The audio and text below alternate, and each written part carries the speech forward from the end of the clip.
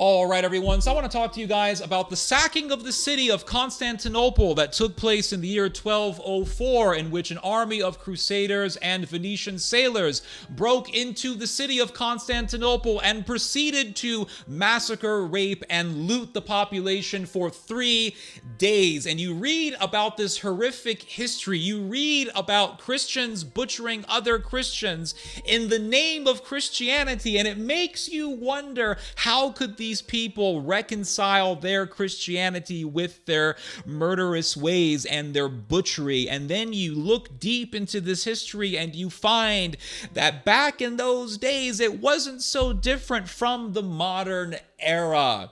For example, the Venetians wanted to take control over Constantinople because they wanted to control Constantinople's trade routes. Constantinople is really the main transit point. It's the transition between Asia and Europe. And to control Constantinople meant controlling the Bosphorus Strait and the Strait of the Dardanelles. The Bosphorus Strait would allow one to have access to the markets in Ukraine, in Russia, to have access to the markets that lied on the Black Sea region. And to control the Strait of the Dardanelles meant controlling the route from the Sea of Marmara into the Mediterranean Sea. So to control Constantinople meant controlling extremely resourceful trade routes. And so the Venetians wanted in on this. They were a merchant people. Venice also had the most powerful navy in Europe in those days. And so the Venetians, being very shrewd people and being very bent on wealth, were really fixated on gaining more wealth. So they saw Constantinople with its riches and with its trade routes, and they wanted to take it all. But they needed muscle. The Venetians knew very well that they were not able to take the city of Constantinople on their own, so they needed some serious muscle. And so they saw the Crusaders and they said, that's going to be our muscle. The Pope in those days, Pope Innocent III, had declared a crusade. This would be known as the Fourth Crusade. And the strategy of this crusade was to take over Egypt, because in those days, Egypt was the powerhouse of the Islamic world. And so to take over Egypt meant weakening the Islamic world. Now, the main aim of the Crusaders was to take over Jerusalem. It was to take Jerusalem from the Muslims. But the Muslims were very strong in those days. And so the logic, the strategy of the Fourth Crusade was that if you could take over Egypt, you would thus weaken the Islamic world and you would make it easier to conquer the city of Jerusalem.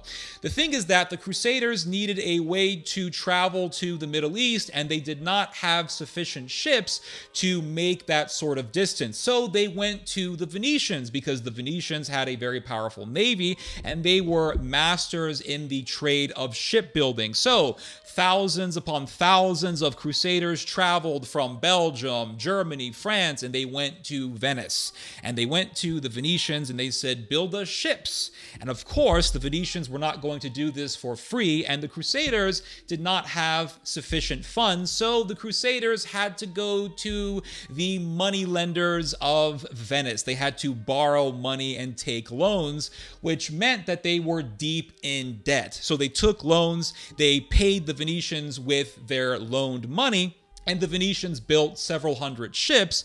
The problem was that the Crusaders did not have enough money to pay back the Venetians. And the Venetians told them, well, you owe us about 85,000 marks. The Crusaders were desperate for money. They grabbed whatever funds that they could, and they were able to pay some money to the Venetians, but it still wasn't enough. And at that point, the Crusaders owed about 50,000 marks to the Venetians, and they did not have this money. So the Venetians came up with a plan. They had their leader. His name was Enrico Enrico Dandolo. Enrico Dandolo was the leader of Venice, the Republic of Venice. And Enrico Dandolo was a man who was partially blind, and he was in his 80s, so he was quite old, but he was still very, very shrewd. Even at that age, even in a state of blindness, he was still very, very shrewd, extremely calculative. And so he came up with a plan. He said, well, these crusaders are desperate for money. They really need money. And so we can use them. We can use them to sack certain cities that we want to sack and take over. And so Mr. Enrico Dandolo told the Crusaders, listen, you guys owe us 50,000 marks, which means that you're not going to be leaving here unless you pay us the money. So you guys are going to be stuck here, either in Venice or on the island of Corfu, where a number of Crusaders settled. And so these Crusaders were stuck. They couldn't leave. And to make things worse, Enrico Dandolo told the Crusaders, we're not going to give you any food. So you guys, if you guys can't pay for your own food, you're just going to starve. So the Crusaders were hungry, they were desperate, and they had no money. They were broke. So they were really, really susceptible to being taken advantage of. And Enrico Dandolo tells the Crusaders, well, you guys can help us with something. You guys are desperate. You need money. There is a city in the Balkans called Zara, and we would like for you to sack and loot this city. Now, the reason why the Venetians wanted to sack Zara was not just because of loot. Supposedly, there were a lot of pirates who came from this city. And by the way, Zara was located in Croatia. And so you had these Croatian pirates who were a menace to Venetian ships, Venetian merchant ships. And so the Venetians said, we really want to sack this city. So you guys, you Crusaders, you guys are very, very dexterous when it comes to warfare. You guys can sack this city, and you can get some loot, and you can get the money to pay us back, and then we can move forward with this crusade.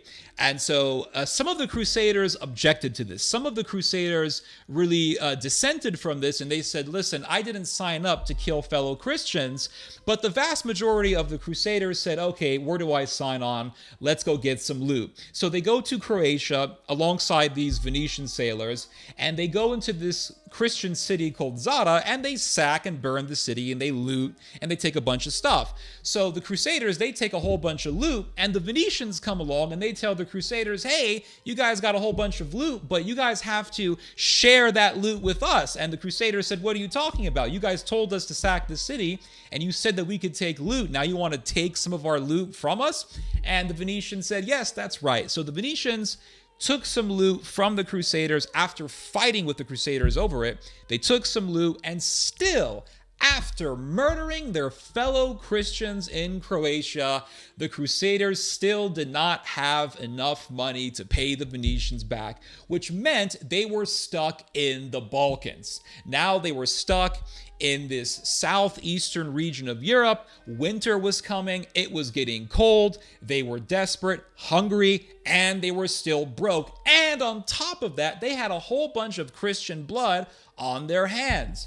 And so Enrico Dandolo, he said, look at these Crusaders. They're stuck in the Balkans. It's cold. They're hungry. They're broke. And they're desperate, which means that we can still use them for our ends. So Enrico Dandolo wanted to sack the city of Constantinople, and he devised this plan to get the Crusaders to sack it for him, because he knew that the Venetian navy was not sufficient enough to take over Constantinople. Now, here is another thing about Enrico Dandolo that is not so much talked about, and that is, at this point, Enrico Dandolo was already in an agreement with the Sultan of Egypt. So years before these Crusaders came to Venice, and years before the sacking of Zara, Enrico Dandolo had made an agreement with the Sultan of Egypt. And that was that if he could prevent crusaders from invading Egypt, he would pay Enrico Dandolo tons of money, and he would also give Enrico Dandolo and his Republic of Venice tons of privileges, the highest privileges, when using the major trading spot of the city of Alexandria. So Enrico Dandolo wanted to make sure that these crusaders would not invade Egypt because he had this deal with the Sultan. So here these crusaders were thinking that they were going to head towards Egypt, and they were thinking that the Venetians were going to help them get there, but they didn't know that Enrico Dandolo had already made this deal with the Sultan of Egypt to prevent them from heading towards Egypt. So the entire scheme was really against the main mission of the Fourth Crusade, and Enrico Dandolo was going to use these crusaders to sack the wealthiest, most powerful city in Christendom at that time. So these crusaders, they were stuck in the Balkans, hungry, cold, broke. Enrico Dandolo goes to the crusaders and he says, there is a very, very wealthy city called Constantinople that you guys can go and sack and loot, and there is plenty of wealth, plenty of treasures that you guys will be able to steal, and you can take the loot, and you'll have enough money to pay us back, and you'll have enough money to gain a profit for yourselves. And the vast majority of the crusaders said, where do I sign? Let's go. So they started heading towards Constantinople. Now, there was a political machination that Enrico Dandolo had. He wanted to do a medieval version of what we today would call regime change. There was a Greek man with Enrico Dandolo. His name was Alexius. Now, I'll give you guys some background history for Mr. Alexius, and that is that Alexius was the son of a deposed emperor by the name of Isaac II Angelos, or Angelos, however you say his name. And Isaac II was he was at one point in time the emperor of the Byzantine Empire, but he was toppled by his brother Alexius III. Now, Alexius III did not just topple his brother. That wasn't enough for him. He even had his brother, Isaac II, blinded and put into a dungeon. So the son of Isaac II, Alexius, wanted to not only avenge his father, but he wanted to topple his uncle and become the new emperor of the Byzantine Empire. Now, the Venetians wanted to install Alexius on the throne of Constantinople because it would mean having a puppet government that the Venetians could use to control Constantinople and to then in turn control the trade routes that were under the control of Constantinople. So they wanted to install a puppet government to control the Byzantine Empire. Now, what does this remind us of? It reminds us of what America has been wanting to do in Iran, regime change. We're going to go into Iran, we're going to topple the government, we're going to have regime change. And so you look at the history, you look at medieval history, and you read about regime change being attempted, and you look at our own times and you read about regime change. And like they say, history doesn't exactly repeat itself, but it sure as hell rhymes. And so there you see a medieval version of regime change.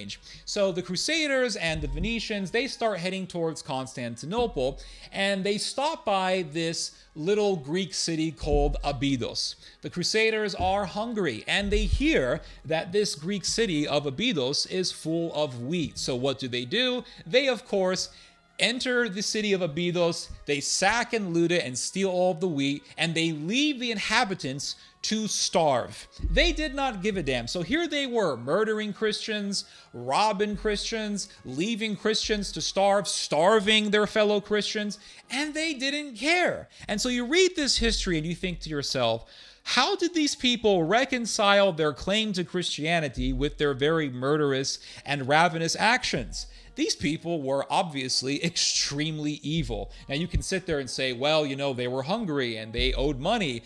But the reality is that these people were willing, more than willing, to massacre people, rob people, and not just that, they were also very willing, as we are going to find out, They were very willing to rape Christian women. They were willing to rape. Period. It doesn't matter the religion of the victims. They were willing to rape women.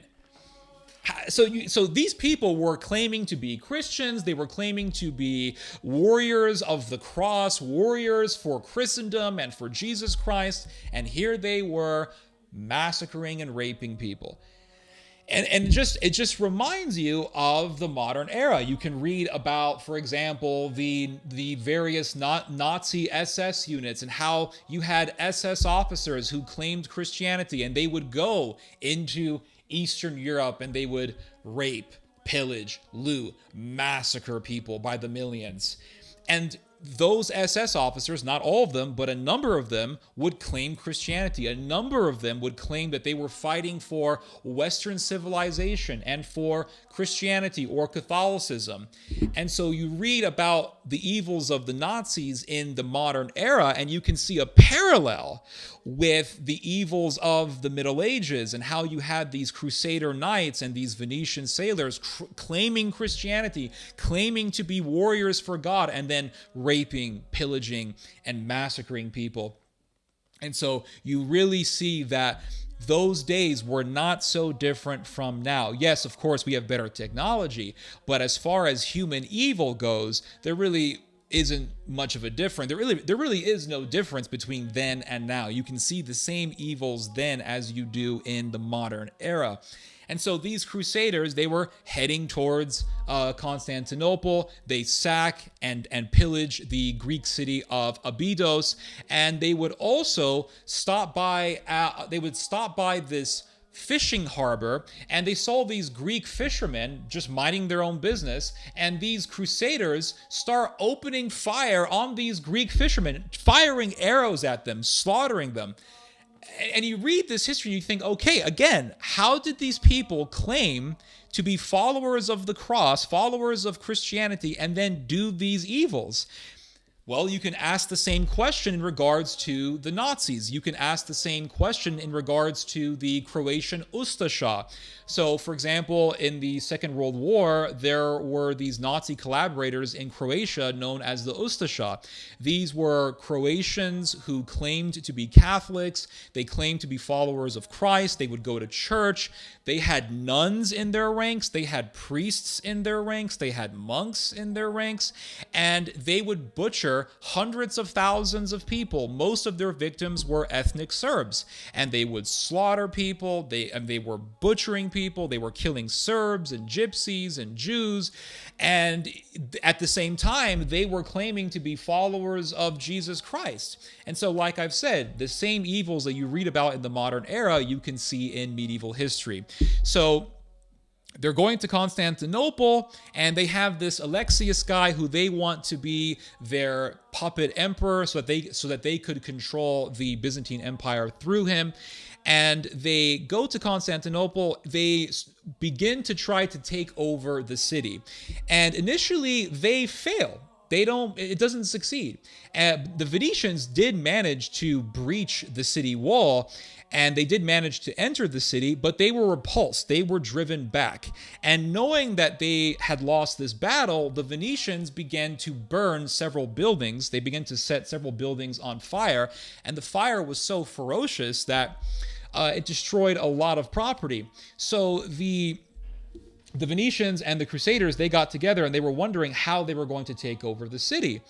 And the emperor of the Byzantine Empire, the guy who was ruling Constantinople, Alexius III, he was terrified. He knew that the Greek military would not be strong enough to fight against these Crusader knights and these Venetian sailors. Venice had the most powerful navy in Europe at this time, and Constantinople did not have a navy. It didn't have a navy because, from what I have read, Constantinople sold a lot of its navy ships. prior to this point. And the reason for this was because of just pure corruption.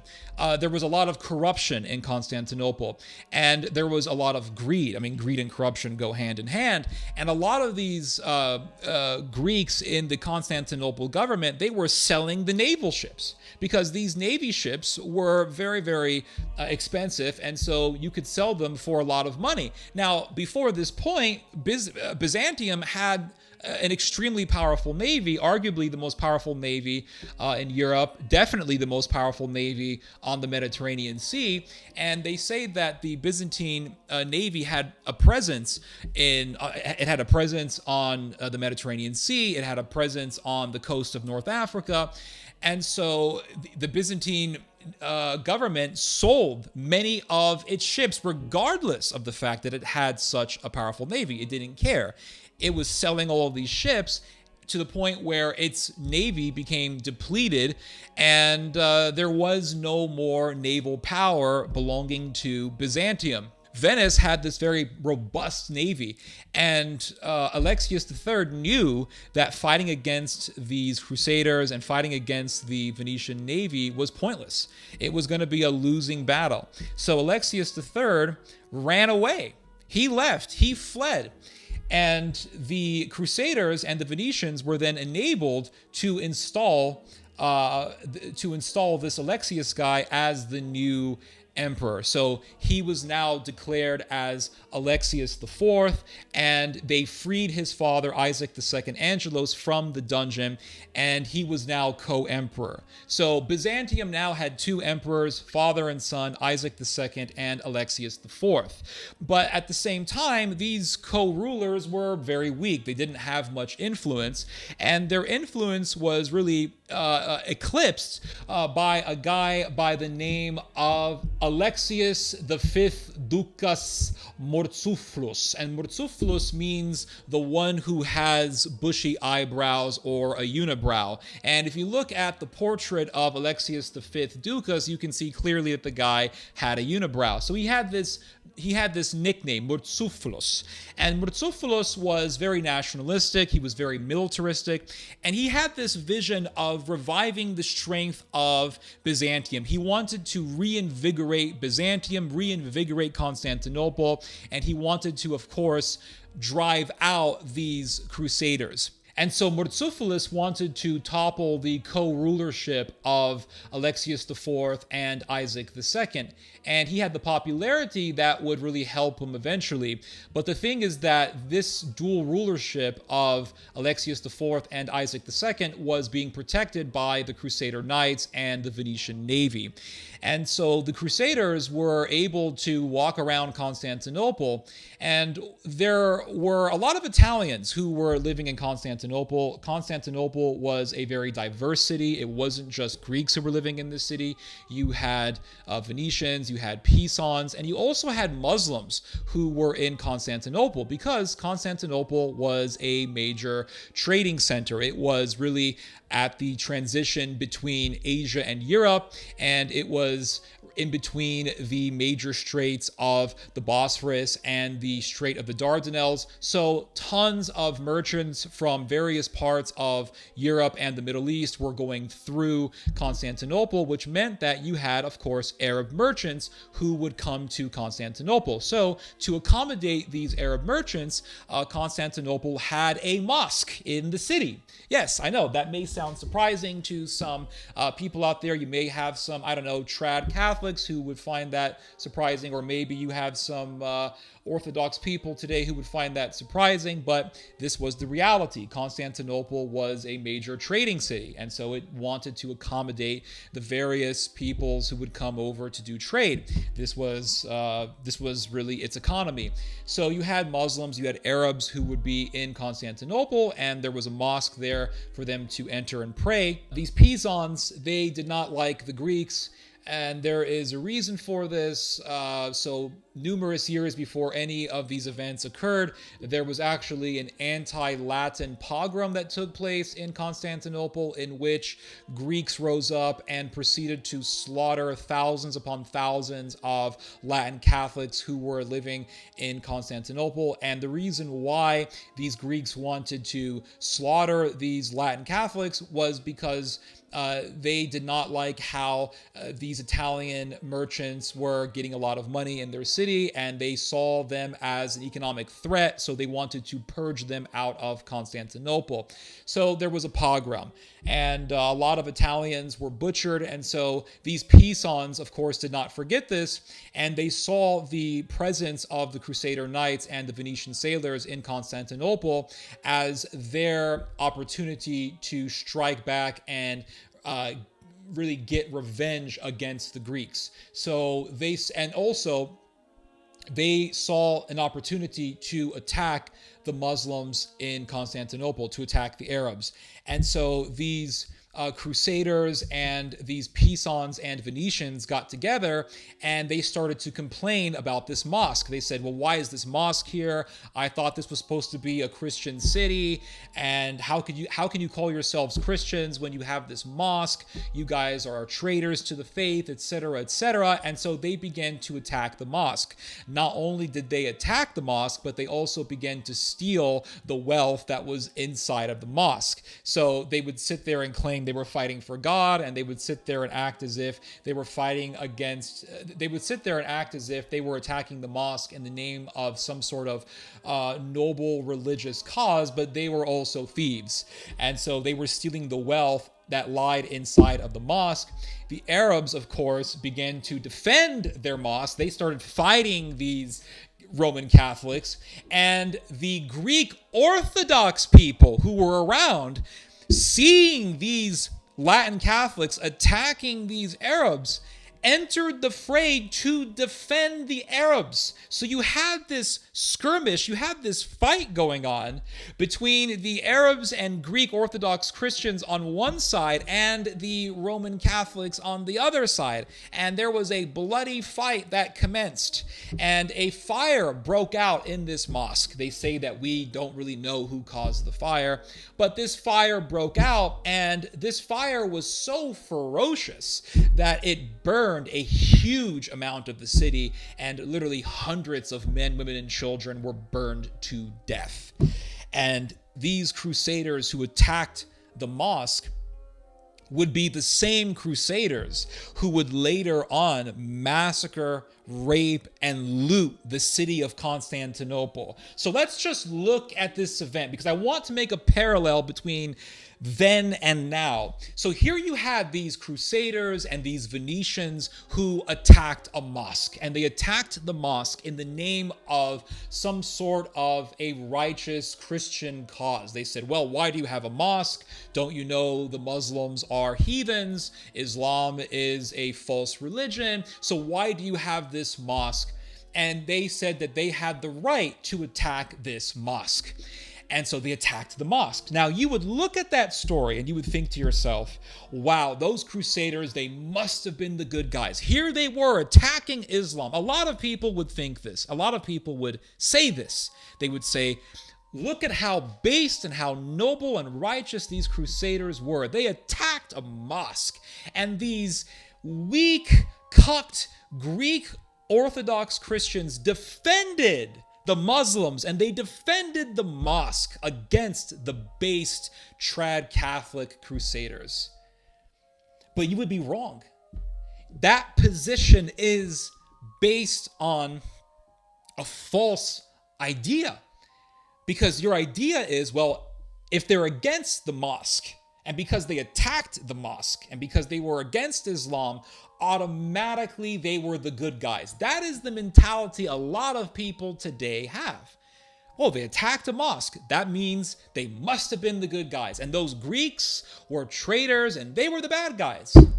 But sometime later, it would be these same crusaders who attacked the mosque who would attack the Greek Orthodox churches in Constantinople. It would be these same anti-Islam crusaders who would ransack churches, loot the churches. And not only that, it would be these same anti-Islam crusaders who would massacre and rape the Greek Christian population for 3 days, and who would slaughter so many people that the streets were riddled with corpses. And so this story is a lesson. It's a lesson that tells us that just because a group of people are anti-Islam doesn't mean that they're good. It doesn't mean that we should be automatically following them. And you see this evil today. You see this deception today. You'll see these various political parties in the Western world, the AFD party or the Forum for Democracy party in the Netherlands. And people will say, look at the AFD party in Germany. By the way, AFD stands for Alternative for Deutschland. So it's the Alternative for Deutschland party. And it presents itself as anti-Islam. It presents itself as anti-Muslim. And people look at that and they think, wow, based, amazing. We should be following these people. But then you look at the intricacies of the party. You look at the leadership of the AFD party. And you look at its biggest, most famous leader, Bjorn Höcke. Yes, he is anti-Islam, but at the same time, he has written pro-Third Reich articles. He has written articles praising the Nazis. He has expressed his disdain and spite towards Holocaust memorials. He has expressed social Darwinist ideology. I mean, the guy is plainly evil. And so just because he's anti-Islam does not make him automatically good, nor does it make him automatically worthy of being followed. And so this is the confusion that people have. This is the deception that so many people are following. So you look at the sacking of Constantinople, and this is the reason why I took the time to read about the sacking of Constantinople. I started reading this book. It's called The Great Betrayal. And it's written by a British historian by the name of Ernest Bradford. Someone in the comments section recommended to me this book. And whoever you are, I want to thank you, because this was an informative read. And it's a short read. It's not very long. And it teaches you the history of the sacking of Constantinople that took place in 1204. And there is a section in the book that talks about this incident that occurred, in which you had these Frankish Crusader knights and these Venetians and these Pisans, and they surround this mosque and they begin to say, well, why is there a mosque in a Christian city? I thought this was a Christian city. Why is there a mosque here? And you could read about that and think, wow, those Crusaders, those Pisans, those Venetians, they were the good guys. And you can read about how they attacked the mosque. And you would think, oh, wow, these guys are based and trad and good and righteous and awesome and whatever. And you can read about the fire that breaks out. And how this fire was so ferocious that it burned hundreds of men, women, and children to a crisp. And then you think, okay, was I being foolish to automatically have this knee-jerk reaction that says these people are automatically worthy of being followed?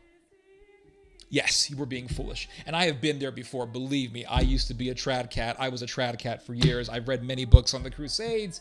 I've read about the First Crusade, the Third Crusade, the Fourth Crusade. I've read about the Crusades, and I fell into that trap for years. That really glorified Christendom and had this idea of a golden era of Christendom in the Western world. And when you actually take the time to read about the Crusades, even the First Crusade, you can see that there was evil that was done in the name of Christianity. I mean, you can read about the First Crusade, and you can read, for example, the chronicle of Ralph of Cayenne, who was a French monk who wrote an in-depth history on the First Crusade. And Ralph of Cayenne starts to describe atrocities in his chronicle of the First Crusade. And you would think, okay, he's describing these atrocities, but he's condemning them, right? No, you would be wrong. Ralph of Cayenne describes the atrocities that were done during the First Crusade, and he praises them as a great thing. And he talks about how the Crusaders murdered elderly people and slit their throats, and how you had Muslims who would be begging for their lives, even offering money to the Crusaders to spare them. And these Crusaders were so merciless that they just butchered people.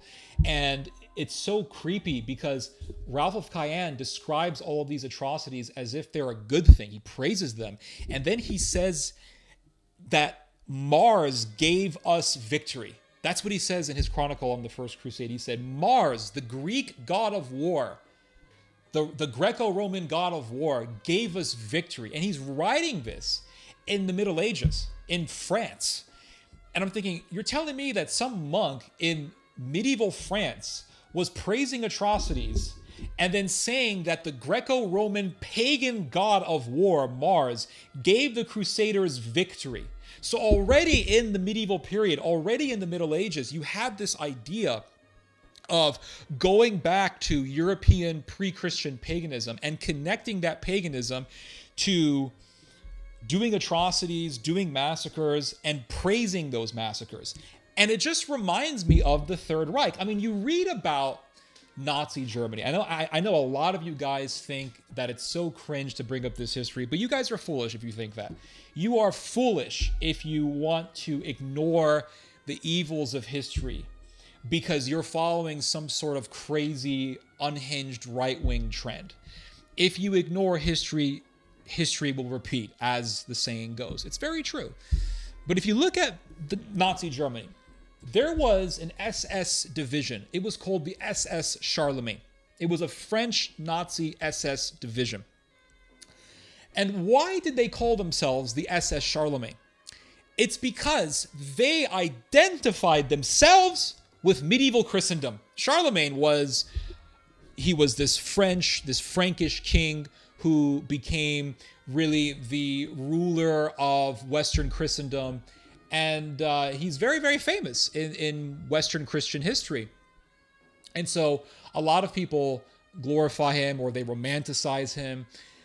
And the Nazis did this. At least these French Nazis did this. And so these SS Nazis, they called themselves, in France, they called themselves SS Charlemagne. In other words, they were saying, we are the continuers or the continuation of the legacy of Charlemagne. We are the continuation of the legacy of French Christendom. And so we are fighting for this legacy of French Christendom. And you have to understand something about World War II. And it's that when these SS officers were roaming around killing people, and they were fighting in all these battles against the Soviet Union, they saw themselves as warriors in a holy war against communism. Nazism, the popularity of Nazism, and this is a fact of history that is not very popular to bring up because it just seems it seems like it goes against the taboo, the regular narrative that says that the popularity of Nazism was just a response to the poverty that came about in post-World War I Germany or the poverty that existed in Weimar Germany. But the reality is that Nazism was not solely a German movement. It was a part of a grand European trend. And that trend was militarism and nationalism put together. And you saw this trend not just in Germany, but in Austria, in the Netherlands, in Sweden, in France, in Croatia. If France wants to remain a global European power, if France wants to remain worthy of Europe, it must fight alongside it against Bolshevism. There is no other way for us. Nazism was really a product of a cultural trend that was taking place in Europe. And because of that, a lot of Europeans, not just Germans, but a lot of Europeans really loved the cause of Nazism because they saw it as the greatest weapon against communism. Because communism was rising up in popularity in post-World War I Europe. It was rising up in Germany. It was rising up in Romania, in Hungary. And so the right-wing forces in Europe wanted to respond, and they adopted either Nazism or some form of nationalism that was akin to Nazism as a response to the rise of communism. And so these French Nazis, they said, we're fighting communism. We're fighting a holy war against atheism and communism. And they identified themselves with medieval French Western Christendom. And so they called themselves the SS Charlemagne. And these people, these men, were so fanatic. They were so fanatical for their cause that when it was very, very obvious that Germany was going to lose the war, when it was very clear that Germany was going to be the loser in the war against the Allies, the SS Charlemagne division was the last SS division to surrender. It was the SS division that stood up and fought against the Soviets almost to the last man. They did not give up until the war ended. They were the SS unit that had the final stand against the Soviets. And they were the last SS unit to surrender. That's how fanatical these men were. So Nazism was a religious movement. And like Islam, like jihadism, it had that fanaticism in which men would fight to the end. They would fight to the death for this belief that they had, this nationalistic belief that they had. And so the nationalistic ideology of these French right-wing SS fighters was one in which they identified themselves with Western Christendom. And a lot of the SS fighters were this way. A lot of these guys were this way. For example, you had the Ustasha, the Croatian Nazis. And these guys, they claimed that they were fighting for God, that they were fighting for Catholicism, that they were fighting against communism. And so they butchered hundreds of thousands of Serbs. You saw this also in Ukraine. You had an entire SS division made up almost entirely of Ukrainian Catholics. Or really, it was made up entirely of Ukrainian Catholics. It was called the SS Galician. And these Ukrainian Nazis, they butchered countless Poles and Jews. And these were men who had an ideology that they really believed in, and they saw themselves as warriors against communism, and they saw themselves as fighting for God. So you look at Nazism, which was a phenomenon of the modern era, and you can see parallels between the evils of Nazism and the evils that were perpetrated by the Crusaders in the Middle Ages. The Crusaders were men who said, we're fighting for God, we're fighting for Christianity, we're fighting against the evil Mohammedans, the Saracens as they were called, the Muslims. And at the same time, they committed atrocities, just like the Nazis in the modern era. And there is another parallel that I want to show you guys between then and now. There is the Kataib movement in 1982. The Kataib movement was a nationalist right-wing Catholic movement in Lebanon during the Lebanese Civil War.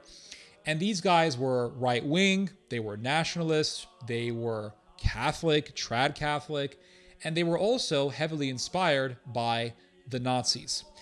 And in 1982, the Kataib, with the backing of the Israeli government, committed a massacre of Palestinian civilians in the refugee camps of Sabra and Shatila. And for 3 days, they butchered, raped, and looted those refugee camps. And of course, they were being watched by the Israelis, and the Israelis loved what was happening.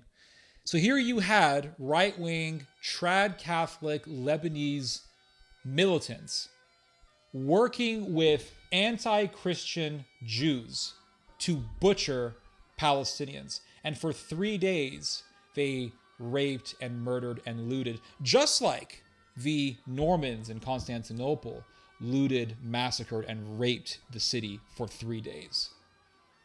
And these Lebanese Catholics came in the name of Christianity. They would come with their icons of the Virgin Mary. They would come with their crucifixes, and they would act as if they were fighting for Jesus Christ, when the reality was that they were really of the devil.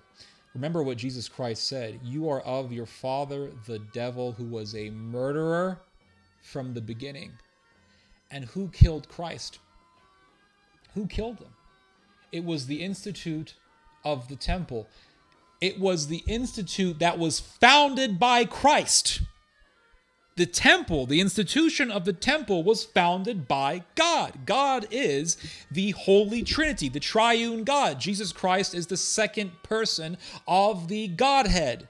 So Jesus Christ founded the institution of the temple, which would later call for his crucifixion. So just because God founded a church does not mean that that church will not later on turn against God. And that's the problem with all these Roman Catholics. You tell them about the evils of the Vatican, how the Vatican will cover up for all of these pedophile priests and these sexual predators and these demonic, evil pedophile priests, and they'll always say the same thing. It doesn't matter because Christ founded the church. Christ founded the temple, and the temple crucified him. And that is the lesson. That is one of the lessons that we are taught through the story of the crucifixion of Christ. And that is that just because God finds an institution, just because God founded an institution, does not mean that that institution will not later on become evil. In fact, the institution of the temple, which was founded by God, became the most wickedest institution in the world at that time. Jesus Christ described it as demonic, as being of the devil. And St. Paul wrote in his letter to the Romans, "Do not be arrogant, for if God can cut off the original branches," speaking of the temple, he said, God cut off the institute of the temple. He was telling this to the Church of Rome, his letter to the Romans. And he said, if God can cut off the original branches, in parentheses, the institute of the temple, then God can cut you, in parentheses, the Roman Church, also off. So Paul was giving us this warning. He was telling the Roman Catholics, listen, don't be arrogant. Yes, you guys have a very preeminent position, first amongst equals. But don't be arrogant, because just as God cut off the institute of the temple for rejecting and crucifying his son, God will cut you off. And so what do you see in Roman Catholic history? Roman Catholics butchering other Christians, Roman Catholics raping, and I'm not saying these were all Catholics, but there were enough of them, to the point where these crusaders had zero issue with raping and murdering people, not just in Constantinople, but in Zara. They had no issues with doing massacres of Muslims and Jews during the First Crusade.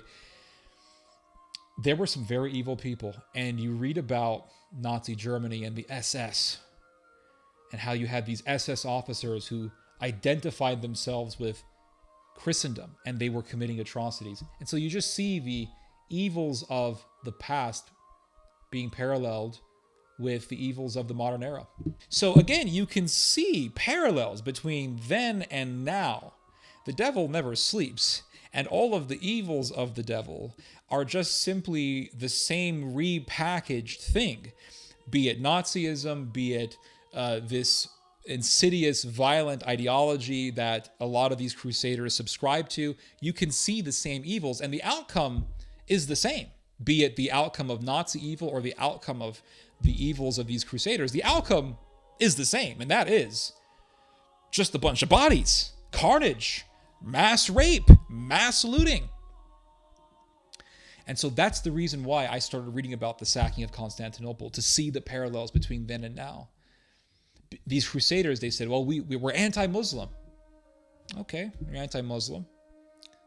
But then you go out and you attack Muslims, and people could read about that and think, oh, wow, so based.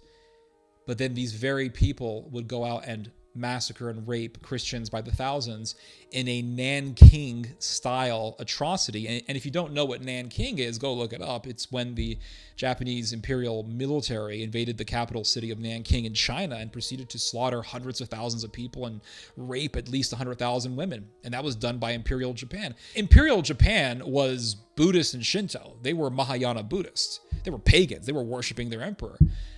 But yet, here you had these crusaders who were not pagans. These were people who claimed to be followers of Christ. And they were acting just as evil as the Japanese imperial military in the rape and sacking and takeover of Nanking. When people go against humanity, when people commit atrocities, they will always, always commit atrocities of other people. So if you see people doing atrocities against Muslims, we should not just overlook that. And that's the problem that I have with a lot of right-wingers, is that they'll read about Israelis butchering Muslims and they'll think, oh, well, they're Muslims, so who cares? Who cares? And it's like, no, those are human beings. And if we don't have humanity, then we're not Christians. That's the bottom line. And this is exactly what Jesus was warning about. He went to the Jews and he said, okay, what are the laws? He goes to this Jewish lawyer who was very learned, very educated on the law. And he said, okay, you're very educated. And this Jewish lawyer said, yeah, Jesus, I follow the law. I donate. I fast. I don't know about it. Yeah, he said, I do all these great things. He said, okay, I do all these great things, etc. And Jesus said, what is the whole of the law? What is the law? Love your neighbor as yourself. Love God with all of your heart, with all of your soul, with all of your might, with all of your strength. And the lawyer, thinking that he was smart, said, oh, well, who's my neighbor? And Jesus gives the parable of the Samaritan. And he said, well, there's a Samaritan. And one day, some guy is walking on a road somewhere, and he gets ambushed by some thieves, and they beat him nearly to death, and they steal his stuff, and they leave him for dead. And then all of a sudden, this Samaritan comes and saves this man's life and takes him to an inn, and he cleans his wounds, and he gives money to the innkeeper and says, here's some money so this guy can have a prolonged stay in your hotel. And Jesus said, who is your neighbor? And the lawyer said, well, that Samaritan is my neighbor. But the thing is that the Samaritan was a heretic. I mean, the religion of the Samaritans was a heresy. It wasn't the Orthodox religion that God established with the Institute of the Temple. It wasn't the Orthodox religion that was being taught by the Pharisees. And remember, Jesus said, do what the Pharisees teach you. Why? Because the Pharisees were teaching what was the true religion at that time. They were the priests. Well, they were not the priests, but they were the teachers of orthodoxy at that time. And the Samaritans were heretics. Well, I could apply the same parable to the Muslims. Are the Muslims heretics? Yes. Is Islam a heresy? Yes. At the same time, Muslims are humans. At the same time, not all Muslims are terrorists and Al-Qaeda and ISIS. There's a lot of Muslims who are against that stuff. And so when I see the brutalization of the Muslims that the Israelis have been doing and are still doing, I see humanity. When I see a Palestinian child picking up the body parts of his mother, or when I read about settler Jewish fanatics ambushing a Muslim Palestinian man and taking down his pants and zip tying his penis, yes, this really happened. I just say that's fucking evil. That's it. I don't care what religion the victim is. That's evil. That's it. That's anti-human. That's satanic. And if these Christian Zionists want to sit here and say, well, but they're Muslims, so who cares? Listen, if you want to have that mentality, that's your choice. But don't be surprised when the greatest ally that you guys praise all the time turns against Christians. That is the lesson that we learn from the sacking of Constantinople. Here were these crusaders. They believed in Jesus and they claimed to believe in God and they were Christians and they came under the banner of the cross. And they were judging the Greeks for permitting a mosque to exist in Constantinople. And they attacked the mosque, which wasn't right. That's not right to attack people because they are of a different religion from you. But they attacked the Muslims. And then what happened? A fire broke out in the mosque. And that fire would end up slaughtering hundreds of people. And then eventually, these same crusaders would sack the entire city of Constantinople. And they put their little puppet government up. They installed their puppet emperor. They put Alexius IV. Well, his name was Alexius, but they installed him as the new emperor. They said, here's your emperor, and he became Alexius IV. But then eventually, the Greek nationalist, Murtzouphlos, he rose up and he had Alexius IV ambushed and eventually killed, strangled to death. And Alexius Murtzouphlos became the new emperor of the Byzantine Empire. And he was very popular because he was a strong man and he was very nationalistic. And he became Alexius V Ducas. And Alexius V, he refortified many of the walls surrounding Constantinople. He put all of these catapults on these guard towers surrounding the walls of Constantinople, and he was ready for the Crusader invasion. And eventually, it didn't really matter. The Crusaders had a superior military. For one thing, like I've said, Constantinople did not have a navy because of corruption, so the Venetians had that advantage over them. And the soldiers of Constantinople were really not as strong as the Crusaders were. The Greeks at this point, I'm just giving you guys straight up facts. I'm not trying to belittle Constantinople, and I'm not trying to be insulting or anything like that, but this is just the historical reality. At this point in time, Constantinople was a shadow of its former self. It was weak, it was corrupt, the people became soft. They were really no longer interested in having martial dexterity. They just became weak. All right, just to put it in simple terms, they became very weak, and they weren't really interested in fighting. The Crusaders, on the other hand, were very tough. These guys had some serious armor. They were all plated out. Not only did they have armor for themselves, but their horses had armor. Their horses were all plated up. So when they would charge at these Greeks with their horses, it was like being charged with the medieval equivalency of a tank. So they eventually broke the walls. To make a long story short, they broke through the walls of Constantinople, and the entire Crusader army, which consisted of tens of thousands of these guys, flooded Constantinople, and the Greeks were just absolutely scared shitless. They knew they really couldn't fight these guys, and they ran away. And the Crusaders and the Venetians proceeded to do a Nanking-style atrocity in the city, and for 3 days they raped, massacred, and pillaged the city.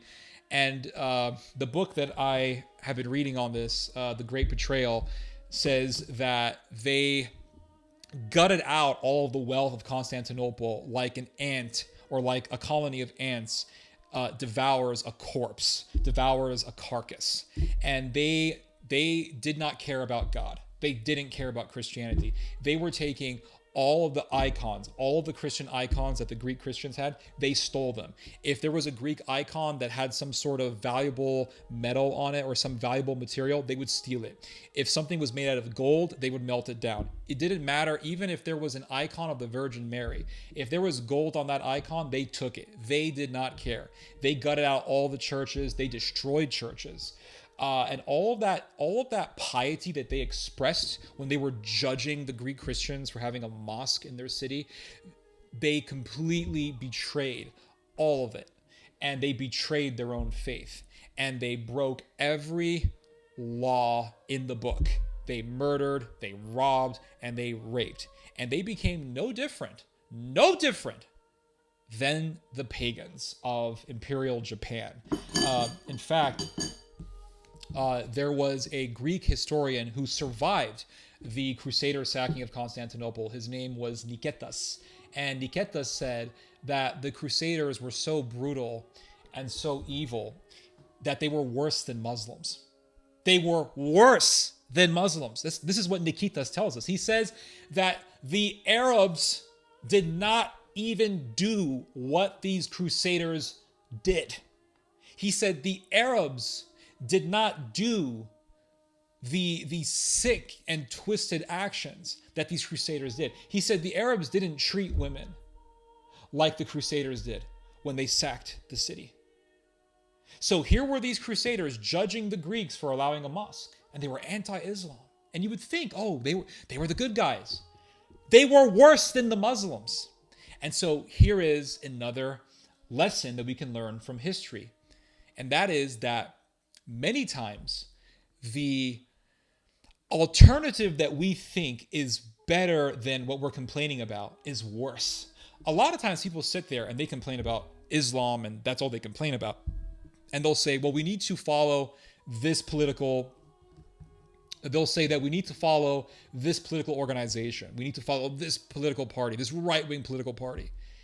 And I'm just going to warn you, based on my knowledge of history, be very careful about what you wish for, as the saying goes, because the alternative that you may be latching onto may just end up being worse than what you're complaining about. And you can see that very clearly in the sacking of Constantinople. Here were these crusaders sacking, raping, pillaging, massacring, and Nicetas tells us that they were worse than Muslims, that they were more brutal than the Muslims. And here is another parallel that we can learn from. Here's another parallel between then and now that we can gain knowledge from. The Crusaders in the sacking of Constantinople were mainly Normans. Now, what does Norman mean? It means Northman, men of the north, because the Normans were the descendants of Vikings who settled in France. That's where we get the term Normandy. The name Normandy comes from the fact that that's where the Vikings settled when they came to France. And the king of France was so terrified of the Vikings that he said, okay, we'll give you guys this region called Normandy. You guys can take it. Here's your region. And it was called Normandy after the Vikings. So these Normans were Germanic. They were Germanic. And they sacked the city of Constantinople. They sacked the eastern half of the Roman Empire. Now, the common belief, the conventional belief, is that it was the Turks who ended the eastern half of the Roman Empire. And this is true. I'm not going to deny this, but it's not the full story. Because what truly ended the power of Constantinople was not the Turks. The Turks simply finished the job. What ended the power of Constantinople was the Norman sacking of Constantinople in 1204. Because when the Ottomans came in 1453 to take over Constantinople, Constantinople had still not recovered from the sacking of 1204 by the Normans. And they say that when the Ottomans invaded Constantinople, that the churches that were destroyed by the Normans were still destroyed. They had not repaired the churches that were damaged and devastated by the Normans. The Normans gutted Constantinople out. The Normans and the Venetians, they gutted the entire city. They took all of the wealth, all of the money, all of the icons. If you go to Italy today and you go to these old churches, more than likely you are going to spot an icon or some kind of relic that was stolen by the Normans and the Venetians and brought to Italy. If you go to Venice and you walk into any of these old churches, more than likely, 9 out of 10 times, or maybe 10 out of 10 times, you are going to spot some sort of a Christian item, like an icon or a relic, that had been stolen by the Normans and the Venetians in the sacking of Constantinople. They looted the entire place. There was no wealth in Constantinople. Nothing. There was nothing that city had. They took everything. So, of course, when the Ottomans came to take Constantinople, it was easy for the Ottomans to do it. They took it because there was nothing left. It was gutted, demoralized. It lost its spirit. It lost its zeal. It lost everything. So truly, yes, we know the Ottomans took over Constantinople and they officially ended Byzantium. But truly, the death blow on Byzantium, on the power of Constantinople, was done by the Normans. It was done by the Normans. And the Normans were Germanic. So which people really destroyed the Roman Empire? Well, we know that the western half of the Roman Empire was ended by the Germanians. They came, they sacked the city of Rome, they ended it. And now we know that it was the Normans who ended the power of the eastern half of the Roman Empire. And the Normans were Germanic. So the Germanic peoples back in the day, in the past, were the ones who ultimately ended the power of the Roman Empire, both the eastern half and the western half. And they actually ended up helping the expansion of Islam. Because by weakening Constantinople, they enabled Ottoman power to expand into Anatolia, what we today would call Turkey. And this is one of the ironies of this history. While the Normans were judging the Greeks for having a mosque, the Normans would not only murder, rape, and loot, but they would commit this grave action that would ultimately enable Islamic Ottoman expansionism into Anatolia, further into Anatolia, and enable Ottoman expansionism to take over the capital of the Eastern Roman Empire. They enabled Islam.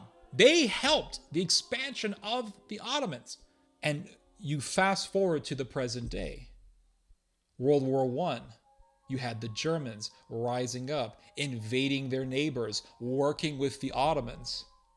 World War II, you had the Germans rising up, invading their neighbors, working with the Muslims in Albania and Bosnia. And also, the Nazis loved and revered the Turks.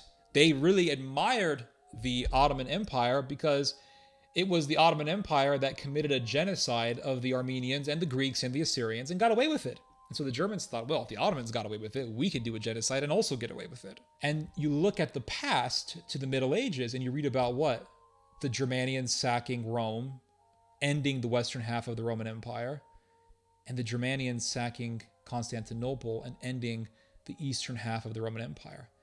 And so it really goes to show that throughout history, the Germanians have had this central role in major military activities and projects in Europe, be it the fact that the Roman Empire before Christianity was never able to fully take over the Germanian lands, be it the fact that the vast majority of sackings of the city of Rome were done by Germanians, be it the fact that the Normans, who were Germanians, did the death blow on Constantinople, be it the fact that during the 30 Years' War, the vast majority of battles took place in Germany, be it the fact that the most devastating wars in the history of Europe were led by Germanians, or Germany was somehow in the center.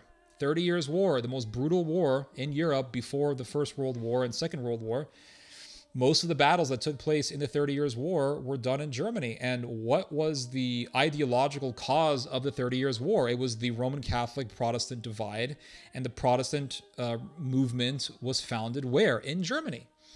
And if you look at the biggest war that happened in Europe before the 30 Years' War, it was the 100 Years' War. The 100 Years' War was between, Normans. It was between the Normans of France and the Normans of England, two Germanic families. You had the House of Plantagenet versus the House of Valois, two Normans, two Northmen families going to war against each other, and the war lasted 100 years, and millions were killed. And then, of course, you fast forward to the modern era, and you can read about World War I, World War II. Germany is at the center of all of these major wars and these major historical events like the sacking of Constantinople.